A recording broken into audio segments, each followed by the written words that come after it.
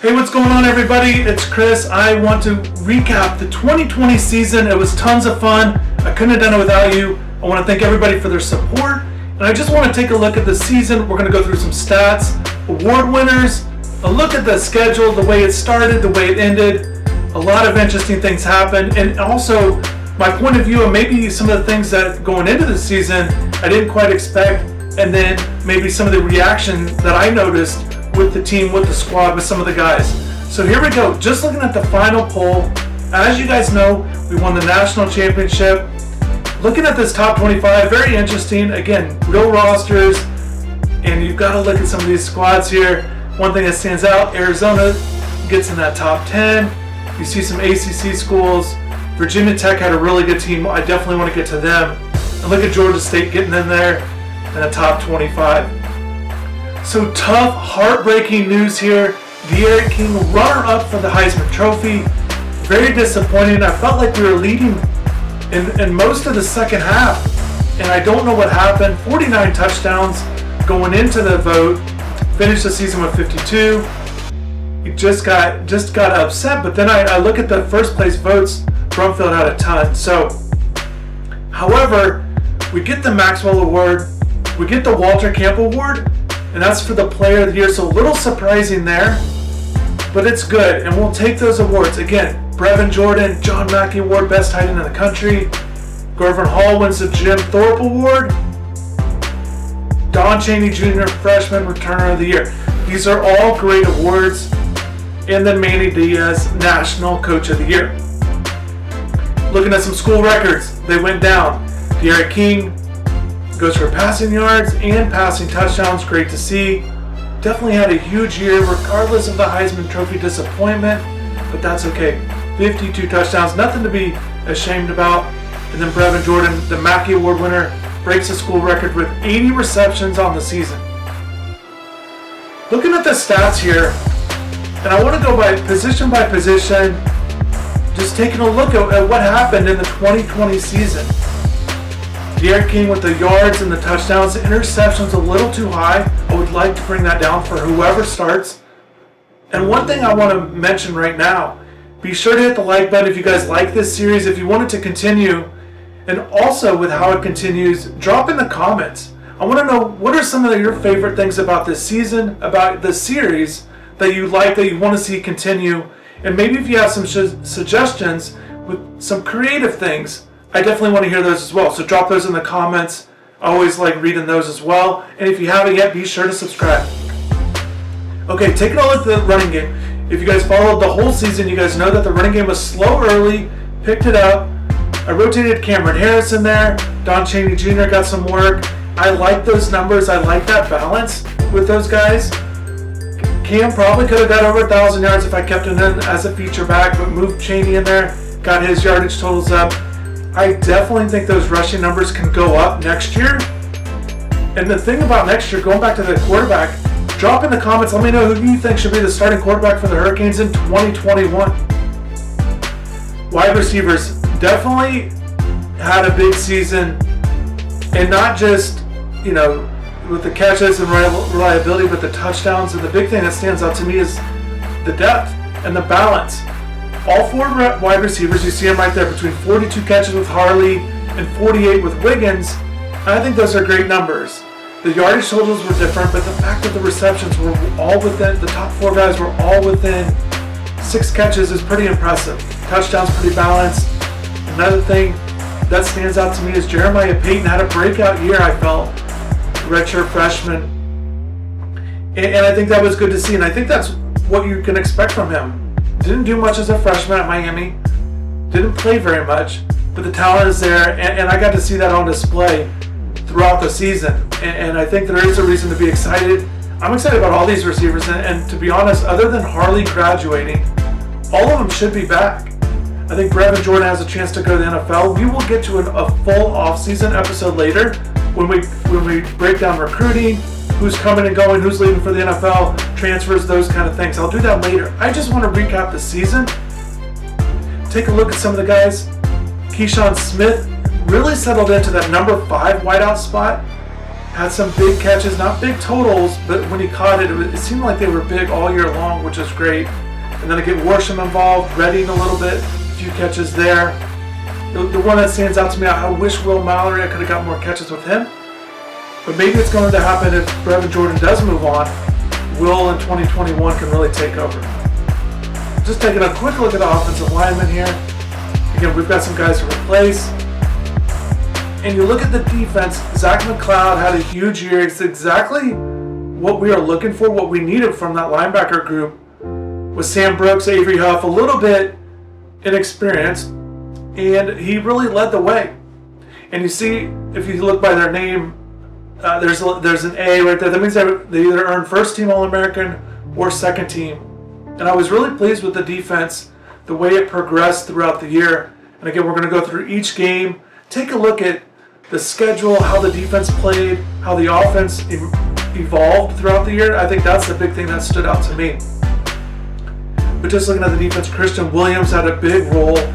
You see where he ranks on tackles for the team, stepping into that essentially that third cornerback spot.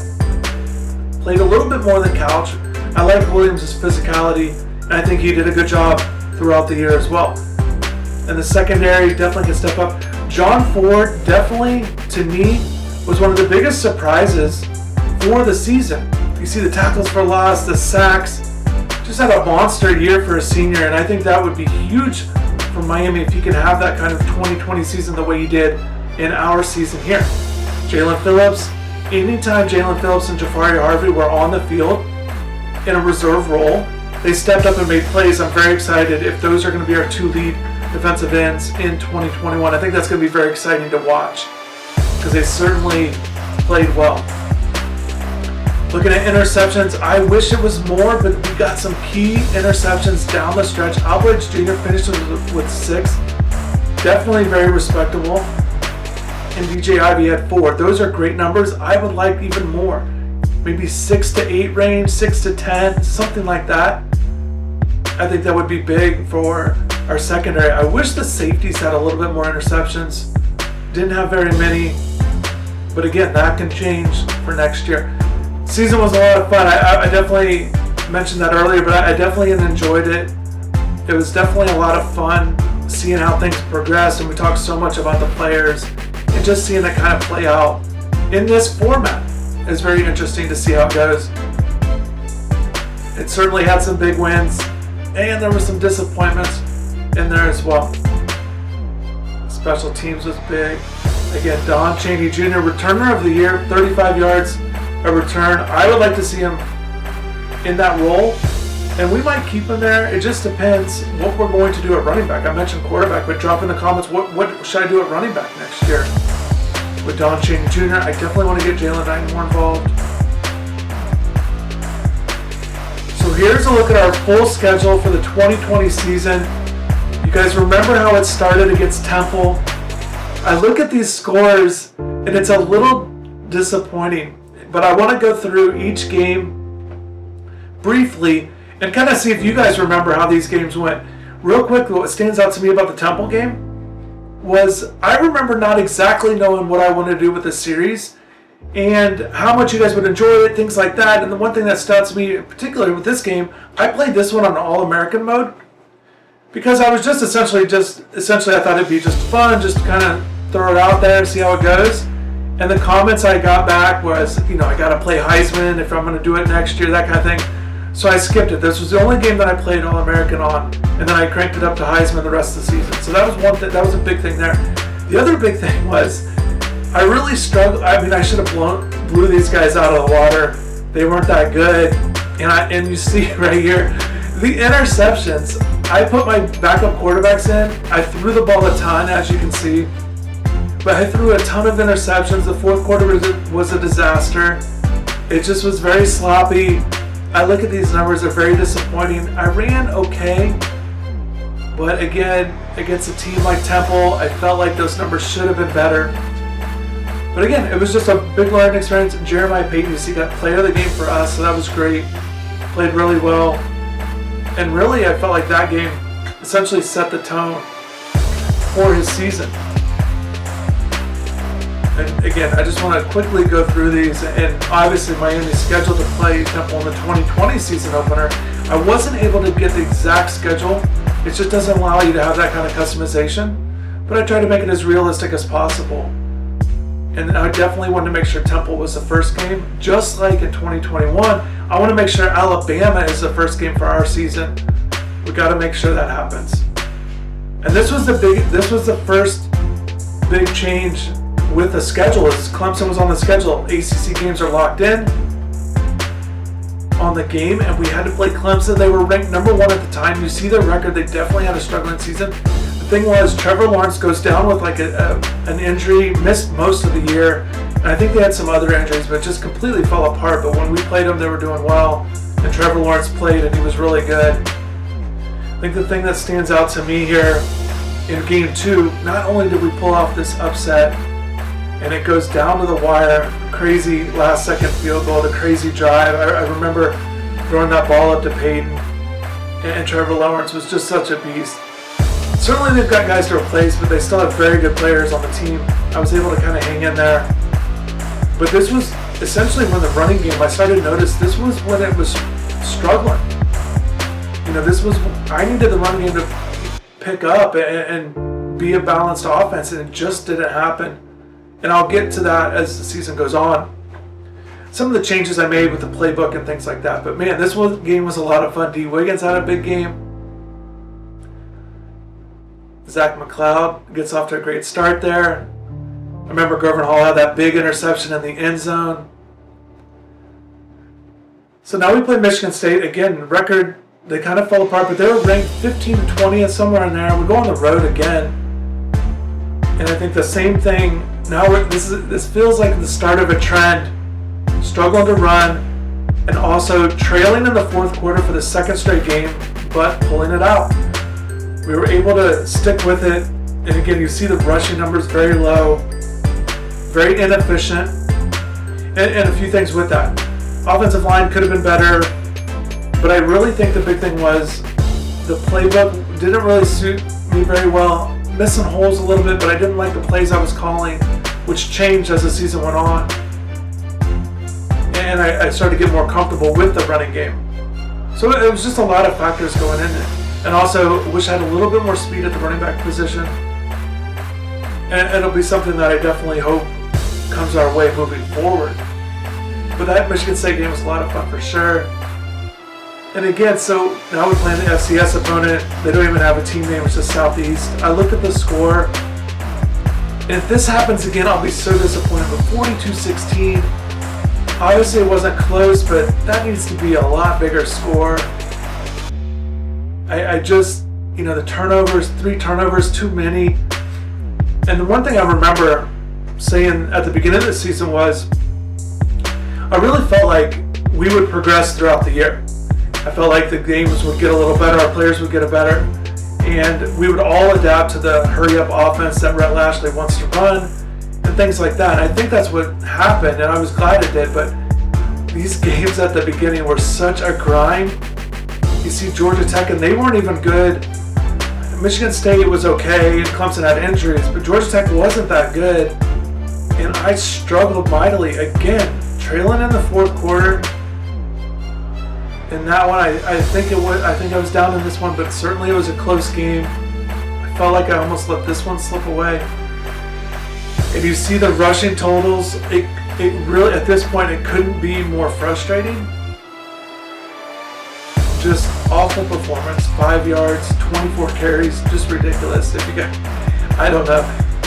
The thing was, I was getting wins. De'Ara goes for 471 passing. It was great, don't get me wrong. But I just want to be more balanced, and I think that's the big thing, that my takeaway. Okay, I want to talk about the balance, but this epic game against North Carolina was the game of the year by far, besides the national championship game. But this game was crazy. I think you guys remember this one. It goes back and forth. I couldn't stop Sam Howell in the passing game.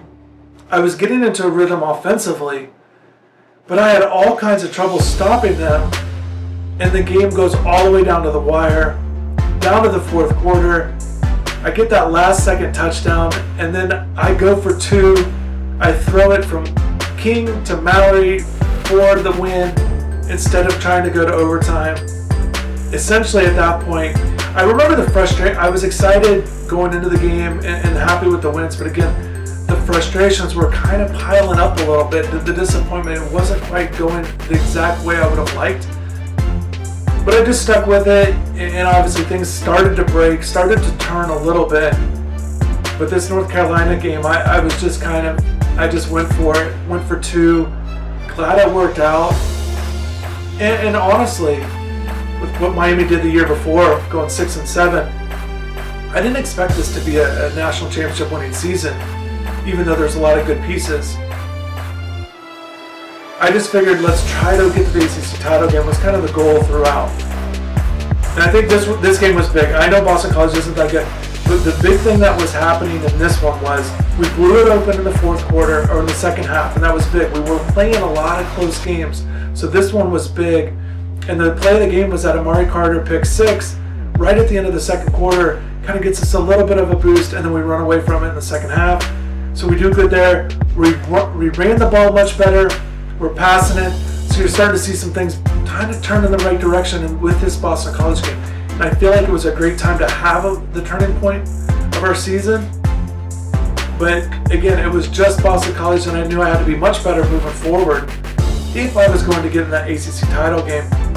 But there was certainly just a lot of positives. Cam Harris had a big game. You know, we're starting to make plays on offense more consistently and get into the end zone. And the big thing with getting into the end zone is multiple guys. You saw that the stats. I like to play that balanced game.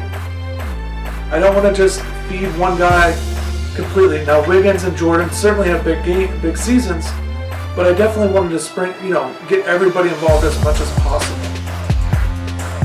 And this Florida State game, I felt like Boston College was starting to turn in the right direction.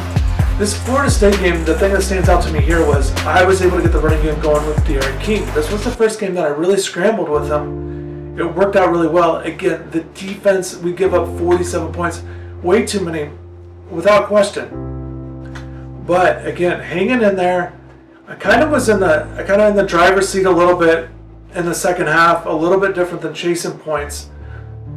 But it was definitely a back and forth. Blackman had too good of a game for us, kind of looking back on that. Our defense, I wish it was just a little bit better. But again, you're talking about turning point and things progressing. So the offense is starting to do a little bit better. Now Harris has another good rushing game. Derek King goes over 100, 150, which was crazy at that time because I just wasn't doing stuff like that. So I was able to get that going. I felt like at that point, if I could just build on what we were doing, I thought we would be okay. And all the momentum for Boston College and Florida State comes against Virginia Tech. Defense played outstanding. This game was in the snow. I was excited about it because it was something different, but I had no idea I was going to struggle as much as I would offensively. We're starting to put up a bunch of points in the last 2 games, and then it all comes to a halt against Virginia Tech. And the winner of this game clinched the Coastal. So we both go in with a lot at stake. We get the win. They scored 2 touchdowns in the fourth quarter, but essentially we were up 24-6 most of the game, or at least in the second half, so I felt good about it. Our defense was playing lights out. I wasn't too discouraged with the offense and the fact that I felt like it was such an anomaly because of what we were doing so well from the last few games offensively, or really all year. We were passing the ball pretty well. Interceptions a little too many, but doing pretty well there, and the running game was picking up. So we get the win. I felt good about it, and at this point, there's no doubt we're trying to win the Coastal. And at this point, Clemson's a little bit down. We get the win here, and now we feel like things are starting to come together a little bit later in the year. Feeling good about things. Going to Duke, do exactly what we need to do. Go up 28-0 at halftime. This is exactly what we needed in terms of these are the kind of opponents you don't want to hang around. When they're not very good, I want to go ahead and pummel them like that. And the balance was there offensively. Only the 1 turnover. I don't remember what it was, but the big thing was the balance with the offense. Defense plays well. Now things are starting to really come together. And this is when it starts to get a little bit more exciting in terms of where we're at in the season. We're trying to win an ACC title. Things are moving in the right direction. We've already clinched it, so we don't have to. We definitely need to win these games, don't get me wrong. But we had already started eyeing the ACC Championship game, and these last couple games were a little bit more formalities, just kind of get through it, because we had such a big lead with where we were at in the Coastal standings. And Virginia, same thing. Virginia will get out to that 28-6 lead at halftime, run away with it. They get a couple late touchdowns, but it really wasn't much of an impact. Again, the balance was there. We're putting up good yardage totals, over 500. Got to feel great about that. So again, at this point, now we're starting to think we're moving up in the rankings, top 10, moving up and things like that. So it's starting to do well. The Heisman Trophy feels like it's in our grasp. I still cannot believe we didn't win it. But we're putting up really good numbers with Derek King. Defense picking it up, playing well. Starting to put those 30-point performances behind us. It was just starting to become a lot of fun at this point. Things were starting to break a little bit more our way in terms of we were doing what we were supposed to do against these opponents. Pittsburgh, same way. You guys remember hashtag Pound Pitt. I had to beat these guys. We had the undefeated season going into the regular season. You guys remember 2017, so I had to make sure that did not happen. And nothing went right for Pittsburgh. In this one, we hammer them. Third, fourth quarter, they get a few touchdowns. But we got our backup quarterbacks in, and we're still scoring touchdowns. We put up a monster total. Once again, over 500 yards. The balance is there. Defense shut out through 3 quarters. Obviously, we would have loved to have a shutout there, but it didn't happen. But I feel very good with where we're at as a team. And the big thing that I noticed throughout the season, and you see Jalen Knight, that was great player of the game for him to get that. But the thing that I noticed throughout the season that I was very pleased with was all of the top players essentially performed to their abilities, and I think that was great. You mentioned Brevin Jordan, you're hoping for a big year for him, and he had one. Greg Rousseau had a huge year. He had the 14 sacks. Didn't get the school record, but he had a big year. First team All-American. Then you start to get the other guys involved, the receivers. Derek King was lights out. The running backs were steady. So everybody was essentially playing the role. And essentially the way that I kind of envisioned how the 2020 season would go. I mentioned McLeod, other guys kind of filling in, playing their roles, and doing well. And I think that was great to see it play out. So here we go, the ACC Championship game. We played Louisville. They're very good, had a very good season. But again, we jump on them big time at halftime. We're up. We put up monster totals on total offense, rushing and passing once again. Big time touchdowns. It was great to see. The thing that stands out to me with the 9 touchdowns, I think they were by 9 different players. I'm not exactly sure. But it was definitely a very balanced attack. You see King in there. Perry comes in, goes 8 for 8, which was great. Chaney had a big game. So everything was going well. Some of the things that I mentioned, John Ford standing out on offense, some guys that were standing out. Chaney really picked it up in the second half with our running game. Offensive line, definitely, I shuffled them around. That will be a big discussion point for 2021 as well. Where are we going to fit certain guys? And I think that'll be interesting to see how that goes. And just looking at the rest of the defense, again, when things were going well for us, we had the balance on offense, and the defense was going well as in addition to that, in terms of holding them down. And if they were to get some drives going, I was doing a very good job of holding the teams to field goals. And that certainly led to some big performances. You see the point totals are going up ever since that Virginia Tech game on offense. And then essentially, up until this Ohio State game, it's like 4 or 5 straight games where teams were scoring 21 points or less, which was much different than the first half of the year. And I hope we don't have that first half of the year again when we move forward. So the national championship game, this was a lot of fun, no doubt. And again, once again, jumping on them on the first quarter, the first half was certainly big. Holding them to field goals, because this was a perfect example of that. Because they were moving the ball, and they ran the ball extremely well. Justin Fields was great. But we were able to hold them just enough to prevent them from getting into the end zone. They had to settle for field goals. It proved to be a big point for us because while we were getting touchdowns, they were essentially getting field goals and they were trading. So essentially they were losing 4 points on every drive there in the first half, and then just piled up to a big lead for us. So that was great. And this was certainly great. Again, I was pretty confident at this point going into the season, or going into this game, because of the way the second half of the season was picking up. A lot of things were going well. I think the big thing I wanted to talk about too is the playbook. That definitely changed throughout the year. Starting with that California, it was a mesh of a bunch of different offenses, if you guys are curious. So it was kind of in that California mix, and then there was a little bit of Texas Tech in there. Baylor, Nevada was in there as well. So a little bit of a mix of offenses, and there were certain plays from certain playbooks that meshed together. And I think that's a big thing for you guys if you guys are playing this game, or maybe you guys already know, but just the big thing is find out what your players do best, find out what the way you like to play, and then just find a playbook or find certain plays that go in. And I think that became a big point. And there was a little bit touch and go early in the year with the playbook, but again, when I made the move to change it, it took me a little bit to grasp the new plays, the new route combinations with some of the passing plays. But I was definitely very happy with it. I was definitely very happy with the season. It was great. Once again, hit the like button if you guys like this series. If you want to see it continue, curious about your comments, what you liked about the series, so we make sure to include that for next time. And also, I want to hear who you think I should be playing in 2021, maybe looking ahead. So thanks again. Thank you for watching.